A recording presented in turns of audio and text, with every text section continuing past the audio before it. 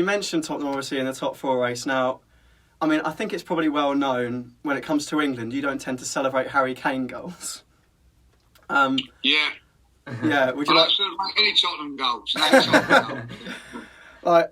Look, I've seen obviously the videos of you with everyone celebrating, and from my point of view, I mean, I despise Tottenham with every fibre of my being. But if Kane scored the winner in the Euros, you know, I would have absolutely lost it. Just, would you like to go into depth as to why it's like that?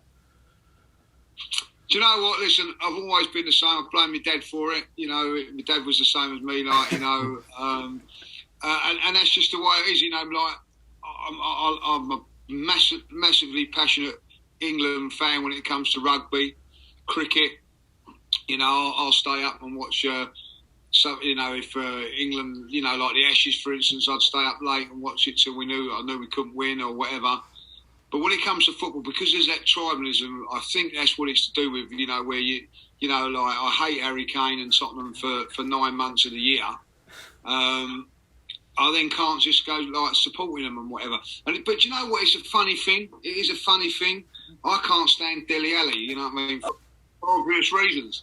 But when he was playing for Everton the other day, I did, you know, if he'd have scored, it wouldn't have bothered me. Do you know, it's the association with Spurs. I can't handle it, you know. And I regret it now because, you know, a quick little story is that I've been fortunate enough to meet Teddy Sheringham a few times, and I was the same with Teddy Sheringham. I didn't, you know, like, when he scored for England, I didn't celebrate him, like, and I've got to know him, and he's a really, really nice guy. I regret that. I do regret not cheering on his goals because he's a nice guy and everything, like, you know. But it's the here and now, if you know what I mean. Like, you know, I just, you know, Harry Kane's going against Arsenal, and that's how I feel, you know. There's nothing personal on Harry Kane, you know what I mean? I'd imagine he's a very, very nice guy and whatever. But when he's on the football field, and he's, I just don't like him, and that is probably because of the Spurs allegiances and everything like that, you know. So listen, I don't like Man United winning games of football. I'll be honest, I don't like. But I want them to win 2 games a year.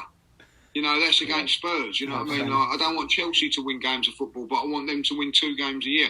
When they battle against each other, Chelsea and Liverpool, say, or Liverpool and Man United, I don't care who wins. But when it comes to Tottenham, I want whoever they're playing to beat them. And that's as simple as that. That's how I've been brought up, and that's the way it is. So, you know, it's a funny situation that, you know, I probably want Manchester City to lose tonight and the next couple of games. And then when they've got Spurs in a couple of weeks' time, I want them to win. And I wish I wasn't like that. If I've been really honest, I wish I could be more passionate like I am with the cricket and rugby. I'll be honest, I don't even watch Spurs. Do you know, I only watch Spurs games. I'll tell you a little secret. I only watch Spurs games when I think that they're going to lose. If Saka scores for England, I'm jumping up and down like a madman. But, you know, Harry Kane, any Spurs player really is a no-go.